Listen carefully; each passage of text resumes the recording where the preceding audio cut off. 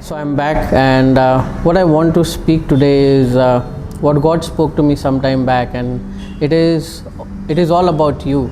So there are times when we go through circumstances when we feel whether God is really loving us, whether He's interested in us, whether He knows what we're going through.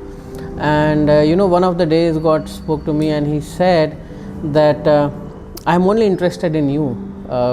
I don't care what you do. I don't care what is your career be like. I don't care how your relationships is.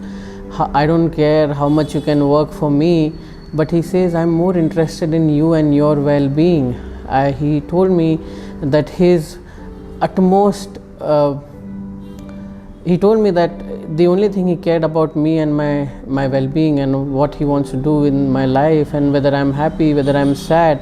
And that is the only thing which is paramount to Him. And even if we look to Bible and we go to Luke chapter 15:20, it says, so He got up and came to His father, but while He was still a long way off, His father saw Him and felt compassion for Him and ran and embraced and kissed Him. This verse is from the parable of the prodigal son. The son who went away from his father's house, taking his share of money. He went to the world, he did whatever he wanted, he enjoyed the temptations, he enjoyed the worldly leisure or whatever it is, but then he realized that he came to a point where he had nothing. He came to a point where he had no finance, he came to a point where he had no food to eat, and he had to share his food with pigs.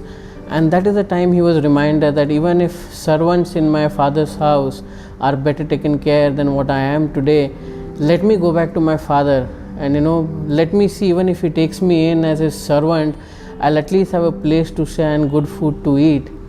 And as he goes back, we know the story that more than him, the father is more interested in him. The father looks to him from long, and he comes and hugs him and have a party. It is the true nature of God, that He is more interested in us, not what we have done. He's looking for you and I to call Him the daddy. He is looking for you and I to come to Him like kids and tell Him that you are my Father, and He will take all those steps to embrace you, to come to you, and to do those things in life which we have not ever imagined.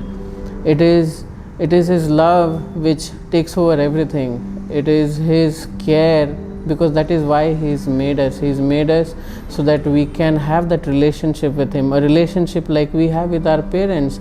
At times, I remember as a kid, even if I wanted something, I just had to maybe think or say once, and those things will be fulfilled. If our earthly parents are so concerned about us, how much our Lord Father in heaven is concerned about us. He is willing to do everything we desire. He said in His word that all your needs will be supplied according to His riches in glory. He says, don't worry about your needs, ask me what you want. And the other scripture I want to take here is from Isaiah 49:15, where it says, can a woman forget her nursing child and have no compassion on the son of her womb? Even these may forget, I will not forget you. A woman who carries a child in her womb for 9 months, the kind of love, the kind of pain she goes through, it is very difficult for her to forget what she carries in her womb for 9 months. But in today's world, we see those instances where children are abandoned, where girl childs are being abandoned, where children are being killed, where we see abortion. Even we can do those things, we can forget those things, but our God Father, He will never forget those things. He is more interested in us. He says in His word that He will never leave us, never forsake us. His only point is our well-being. And I want to encourage all of you that no matter where you are today in your life, no matter what challenges you face today, no matter what mountains you face today, but your God is bigger than any mountain. Your God is bigger than any challenge, and His only point and His only paramount is about you. It's all about you and your well-being. I hope that this message encourages you, and it opens the door of your heart as you listen to this. Thank you.